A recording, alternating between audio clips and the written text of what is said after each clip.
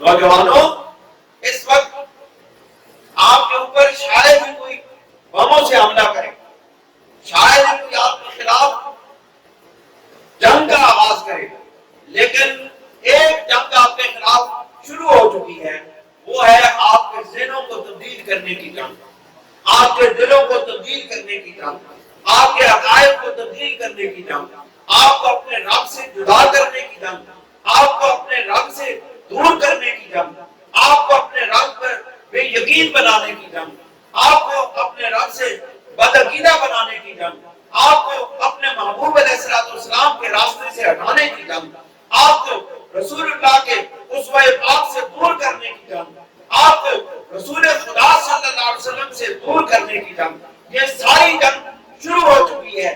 یہ ذہن کی جنگ ہے، یہ عقل کی جنگ ہے، یہ میڈیا کی جنگ ہے، اور یہ انسان کے ساتھ لٹریچر کی جنگ ہو رہی ہے۔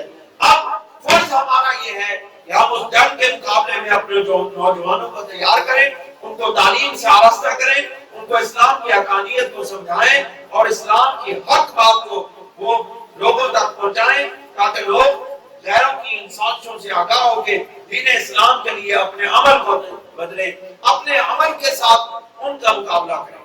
ناظرین السلام علیکم۔ چراہی سادات یوٹیوب چینل سلسلہ نقشبندیہ مجددیہ کی مشہور درگاہ چورا شریف کا مستند چینل ہے۔ اس چینل کے ذریعے عشق الہی و عشق رسول اور عقائد اہل سنت و جماعت کی آبیانی کے لیے خطابات اور مختلف ویڈیوز آپ کی خدمت میں پیش کی جاتی ہیں۔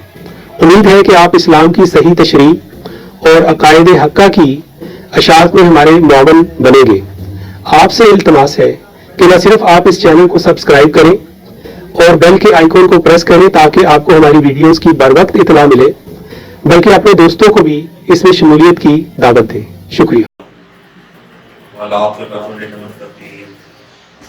والصلاة والسلام على سید الانبیاء والمرسلین، اما بعد، اعوذ باللہ من الشیطان الرجیم، بسم اللہ الرحمن الرحیم، ان اللہ وملائکتہ یصلون علی النبی یا ایھا الذین آمنوا صلوا علیہ وسلموا تسلیما۔ الصلاۃ والسلام علیک یا رسول اللہ وعلی آلک وصحبہ یا حبیب اللہ۔ آج درس ہے، سلسلہ وار درس ہے قرآن مجید کا، سورہ نساء کی آیت نمبر 97 اور اتفاق کی بات یہ ہے کہ آج کی یہ آیات جو آپ کے سامنے پیش کرنے لگا ہوں، ان کا مفہوم آپ کے سامنے رکھنے لگا ہوں، یہ آیات بھی محرم الحرام کے اس عظیم واقعے کے ساتھ بہت زیادہ مناسبت رکھتی ہیں، اور ان کی روشنی میں آپ کو معلوم ہوگا کہ امام عالی مقام نے قرآن مجید سے کس طرح روشنی حاصل کی، اور وہ جس راستے پر چلے، حق کا راستہ، وہ سچ کا راستہ، اور وہ قرآن مجید کا راستہ ہے۔ دوستوں اور بزرگوں، یہ حق کا راستہ ہے اور یہ اللہ کا راستہ ہے، جس پر انسان چل کے محبوب خدا بنتا ہے، اللہ رب العزت کا وہ قرب پاتا ہے اور اللہ رب العزت کا وہ محبوب بن جاتا ہے۔ اللہ رب العزت ایک صورتحال کو بیان کرتے ہیں کہ جب انسان اس دنیا سے جاتا ہے، جب موت کا وقت قریب آتا ہے اور روح قبض ہونے لگتی ہے، تو فرشتے انسان کے اپنے عقیدہ، نظریہ اور عمل کی بنیاد کے اوپر جو شخصیت بنی ہوتی ہے اس کے مطابق اس سے پوچھتے ہیں، اور اگر وہ شخص گنہگار ہو، اس شخص نے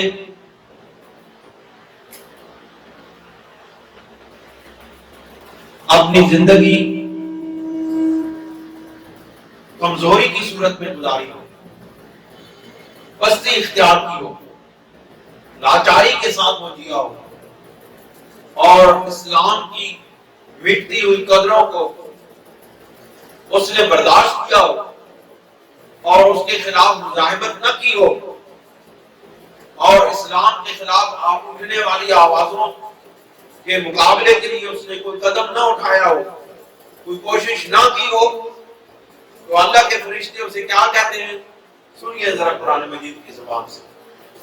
अल्लाह रब्बुल इज्जत के फरिश्ते जिस वक्त रूह कब्ज करते हैं तो कहते हैं इन्नल लज़ीना तवफ़्फ़ाहुमुल मलाइकतु ज़ालिमी अनफुसिहिम, कि वो लोग, कि बेशक के वो लोग जिन्होंने अपनी जानों पर जुल्म किया होता है, जब फरिश्ते उनकी रूहों को कब्ज करते हैं तो क्या होता है? कालू फीमा कुंतुम, उनसे पूछते हैं वो फरिश्ते कि तुम किस हालत में जिंदा रहे, तुम्हारी जिंदगी किस तरह गुजरी है। उससे पूछते हैं कि तुम इस्लाम की मिटती हुई कदरों को किस तरह बर्दाश्त करते रहे हो, मौत तो तुम्हें अब भी मिल रही है, क्या तुम मौत के खौफ से इस्लाम की मिटती हुई कदरों से चश्मपोशी करते रहे हो? मौत तो आज भी तुम्हें मिल रही है, आज बिस्तर पे मर रहे हो। अगर इस्लाम की खातिर, अगर दीन की सरबुलंदी की खातिर तुम किसी मैदान में मरते तो तुम अल्लाह के मकबूल बंदे होते। सुभान अल्लाह, सुभान अल्लाह। इसलिए दोस्तों, अपने उस वक्त आखिर में उस सवाल के जवाब देने के लिए आज भी ये वक्त है कि आप अपने आप को तैयार करें और इस्लाम के खिलाफ जो कुव्वतें सरगर्म अमल है उनके काउंटर के लिए, उनके मुकाबले के लिए अपने आप को तैयार करें, ताकि कल जिस वक्त फरिश्ते मेरे और आपकी रूह कब्ज करें तो वो हमसे जब पूछे कि तुम किस हालत में थे, तो हम कह सके कि हम अल्लाह के दीन की सरबुलंदी के काम करने वाले लोगों में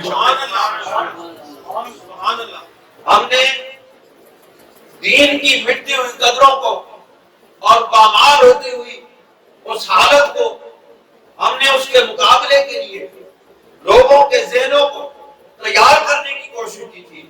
लोगों को वो बताया था कि ये वो कुव्वतें हैं जो तुम्हारे दीन को मिटाना चाहती हैं और तुम्हें अपने दीन से बर्गश्ता करना चाहती हैं, तुम्हें अपने दीन से फेर देना चाहती हैं। इन कुव्वतों से, इन शैतानी कुव्वतों से खबरदार होके अपने आप को अपने रब की बारगाह में ले जाओ, ताकि तुम्हारा नाम उन लोगों में लिखा जाए कि जो अल्लाह रब्बुल इज्जत के दीन की खातिर कोशिश करने वालों में शामिल है। सुभान अल्लाह। ये हकीकत है, ये सच आपके सामने रख रहा हूं कि अगर हमने आज के इस दौर में शैतानी कुव्वतों के खिलाफ अपने ईमान वालों को तैयार नहीं किया, अहले ईमान को उन साजिशों के खिलाफ बात को न समझाया, तो याद रखना अल्लाह ना करे कल हम भी अपनी जान पर जुल्म करने वालों लोगों में शामिल हो जाए। लिहाजा आज ये वक्त है, अपने आप को मुनज़्ज़म करें। इसका ये मतलब नहीं है कि आप बंदूकें लेके और तलवारें लेकर के और धमाके करते फिरे बाजारों में और बेगुनाह लोगों को मारते फिरे, नहीं। हर जिद्दोजहद, हर तरीका अपने माहौल के मुताबिक होता है और आज का ये माहौल और आज का ये माशरा आपको खाना जंगी पर नहीं उकसाता, खाना जंगी की इजाजत नहीं दे सकता, लेकिन आज का ये मुआशरा, आज का ये इस्लाम, आज का ये दीन आपसे ये तकाजा करता है कि आप कुफ्र के खिलाफ जो ज़हनी जंग है उसके मुकाबले में आप अपने आप को तैयार करें। नौजवानों, इस वक्त आपके ऊपर शायद ही कोई बमों से हमला करे, शायद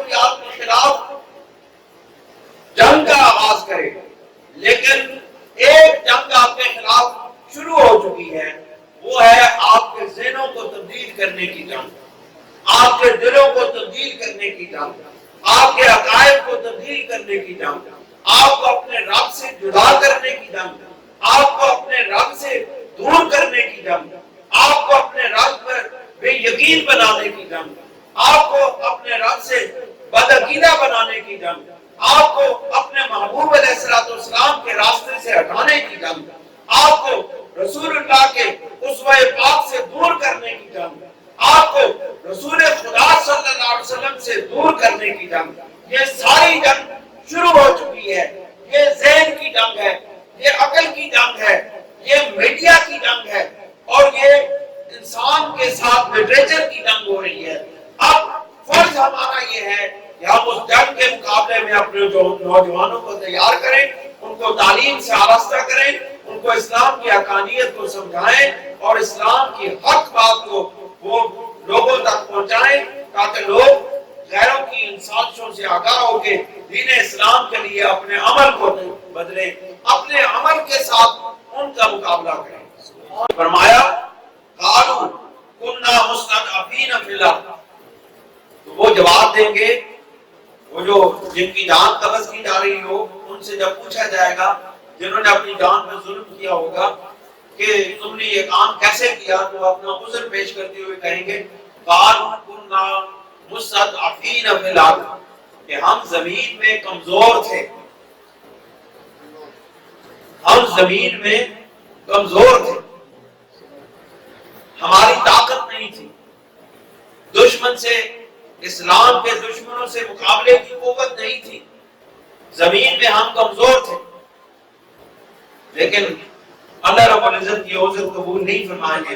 قالوا، وہ فرشتے کہیں گے الم تکن ارض اللہ واسعۃ، کیا تمہارے لیے اللہ کی زمین وسیع نہیں تھی؟ سبحان اللہ، سبحان اللہ، کہ تم یہ بہانہ کرتے ہو کہ اس زمین کے اندر تم تنگ تھے، تم کمزور تھے، دشمن کا تم پر غلبہ تھا، تم کوئی کام نہیں کر سکتے تھے۔ اللہ رب العزت کے فرشتے کہیں گے کیا تمہارے لیے اللہ رب العزت کی زمین وسیع نہیں تھی؟ کیا تم اپنی مثبت سرگرمیوں کے لیے کچھ الگ مقام پر نہیں جا سکتے تھے؟ کیا تم الگ جگہ جا کر ایک جمعیت قائم نہیں کر سکتے تھے تاکہ اپنے ان نوجوانوں کو، اپنے اہل ایمان کو تم ان کی قوت کو مجتمع کرتے اور دشمنان اسلام کا مقابلہ کرتے؟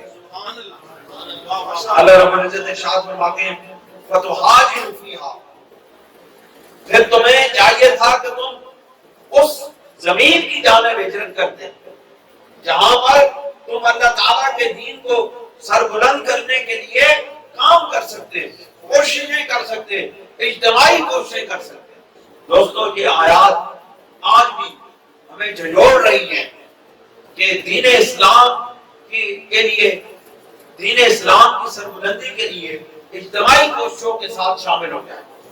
جو لوگ بھی اسلام کی تعلیمات کو عام کرنے کے لیے، سچائی کو پھیلانے کے لیے کام کر رہے ہیں، آپ ان لوگوں کے ساتھ جمعیت بنے، آپ ان کے پشتیبان بنے، آپ ان کے ساتھ تعاون اور مددگار بنے، تاکہ کل آپ اللہ کے دین کے سربلندی کی کوشش کرنے والے لوگوں میں آپ کا شمولیت ہو جائے، آپ شامل ہو۔ سبحان اللہ، سبحان اللہ، یہ دعوت ہے آپ کو اللہ رب العزت کی طرف سے۔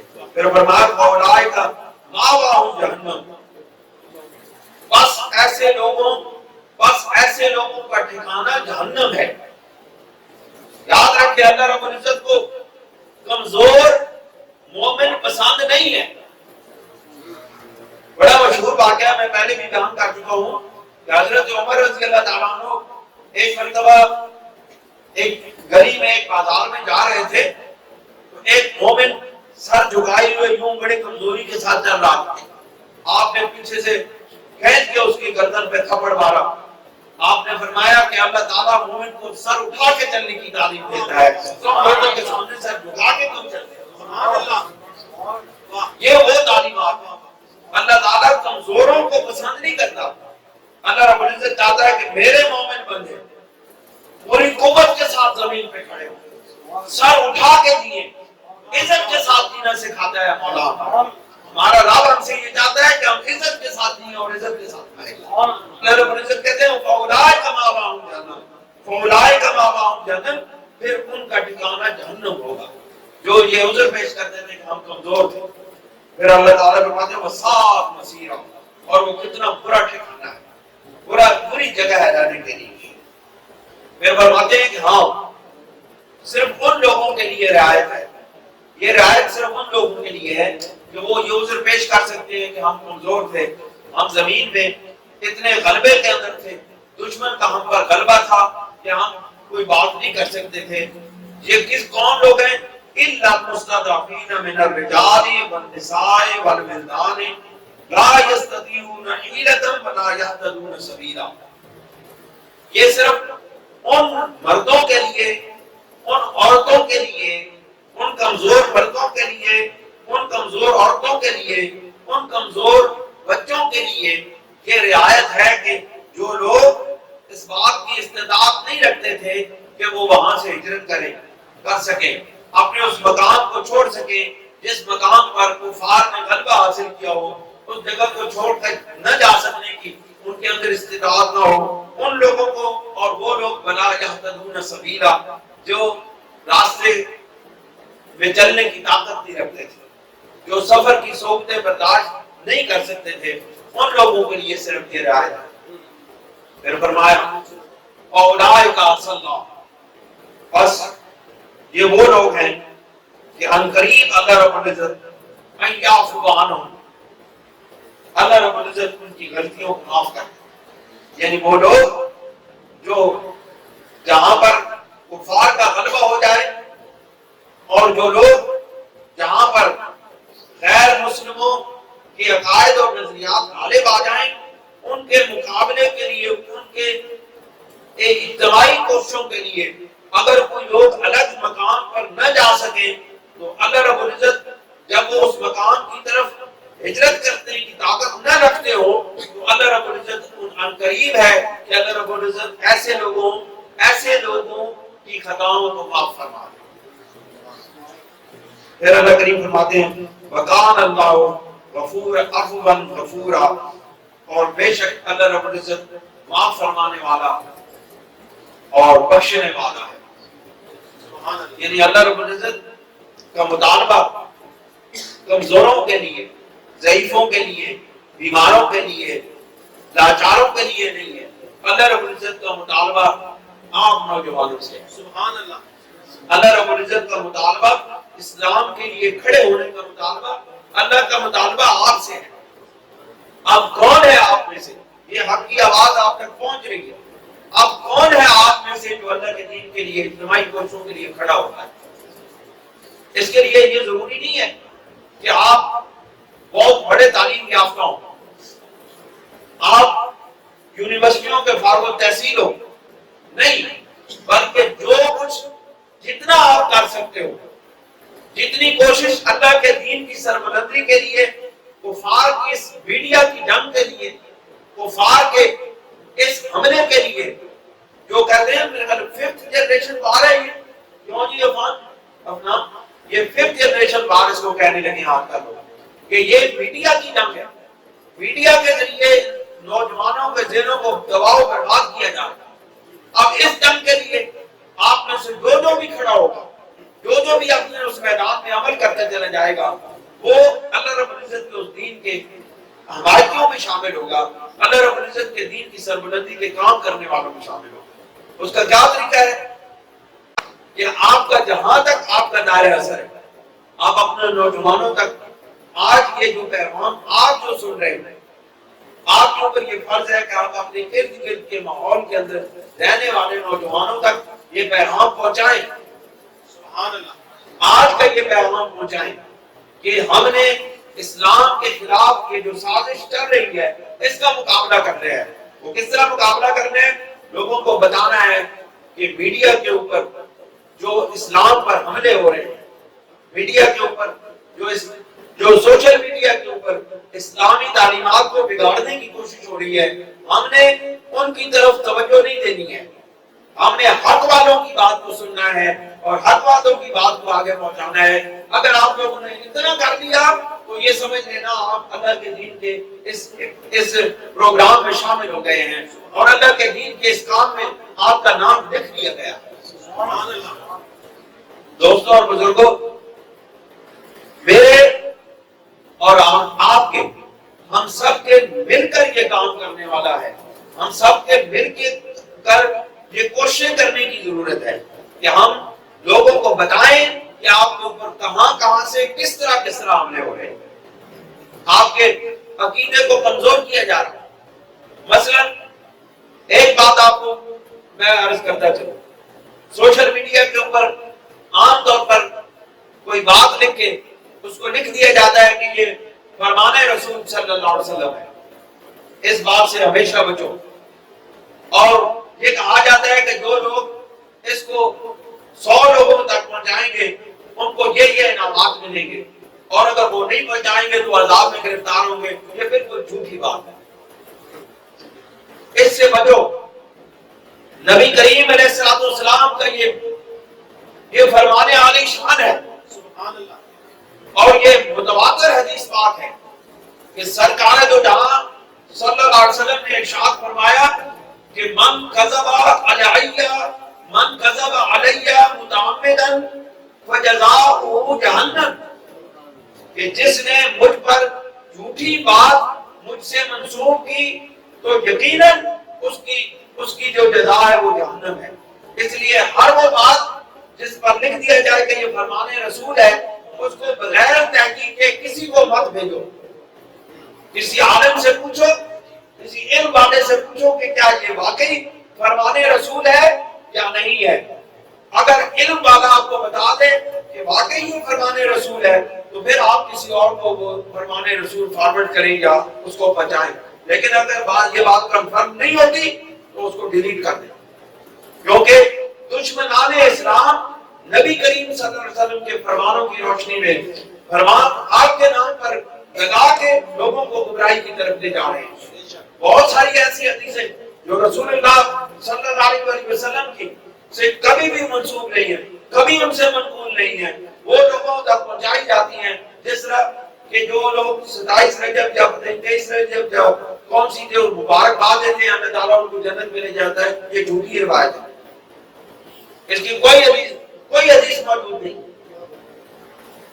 اور جو اس طرح فلاں مہینے کی مبارکباد ہے اللہ اس کو جنت میں لے جاتے ہیں، یہ سب جھوٹی روایات ہیں. ان کا ذخیرہ حدیث کی کتب میں کوئی ذکر موجود نہیں. یہ 5th جنریشن بات آپ کے اوپر مسلط کر دی گئی. اس کو سمجھنے کی کوشش کریں. یہ نئی روشنی ہے. اس نئے زمانے کے اندر زمانے کے تقاضوں کو سمجھنے کی کوشش کریں گے تو آپ راہ ہدایت پر ہوں گے. میری بات آپ سمجھ رہے ہیں کہ کبھی کوئی ایسی بات، کبھی کسی کا کوئی کلپ کسی کو فارورڈ نہ کریں جب تک کہ آپ کو معلوم نہ ہو کہ یہ بات قرآن و حدیث کے مطابق ہے یا نہیں.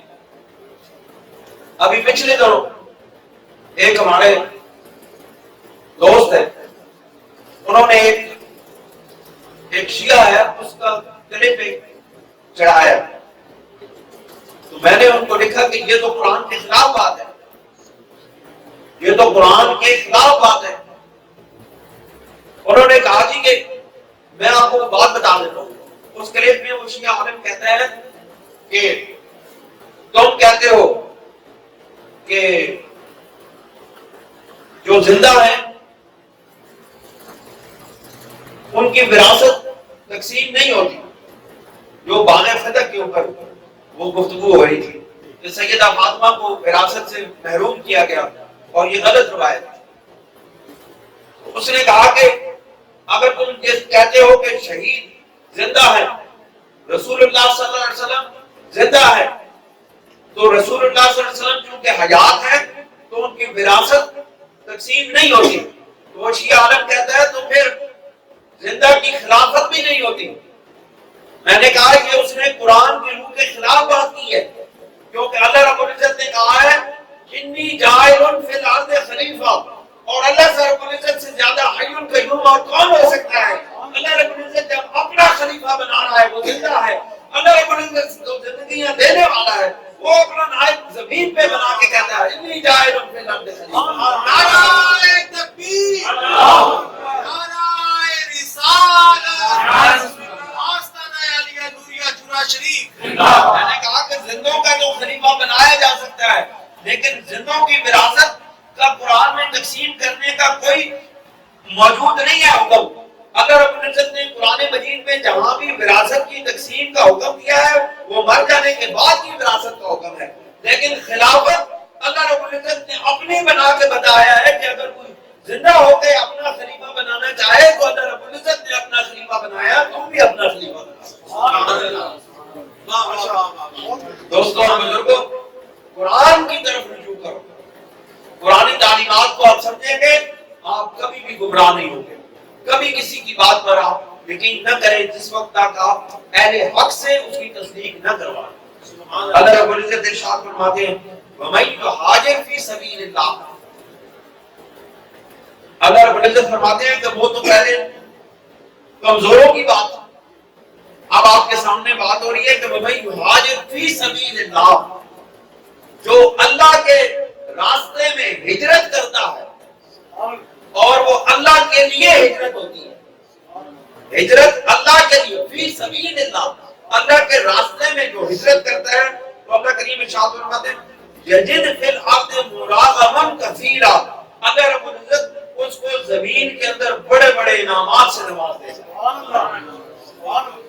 اللہ رب العزت لوگوں کو بتانا چاہتے ہیں کہ تم جب میرے راستے میں ہجرت کرتے ہو تو پھر مجھ سے مایوس نہ ہونا.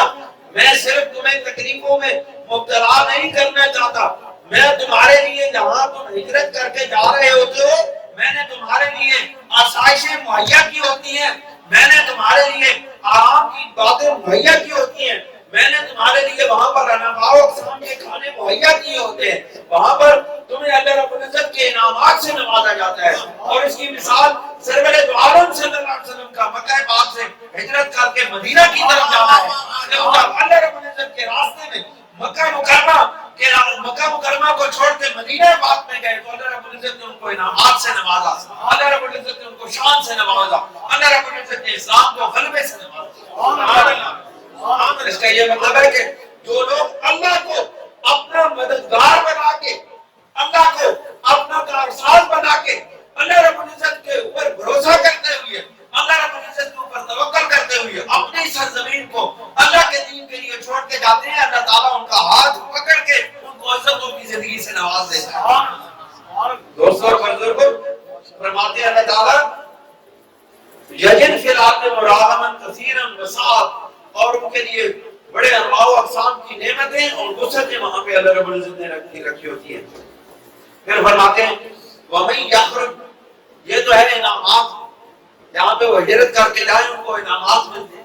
پھر اللہ کریم فرماتے ہیں وَمَن يَخْرُجْ مِن بَيْتِهِ مُهَاجِرًا إِلَى اللَّهِ وَرَسُولِهِ،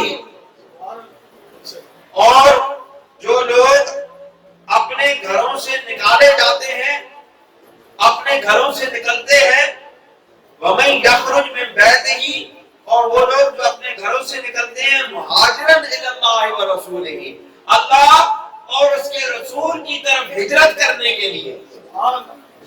اب یہ دو طرح کی ہجرت ہے، ایک ظاہر کی ہجرت ہے اور ایک باطن کی ہجرت ہے.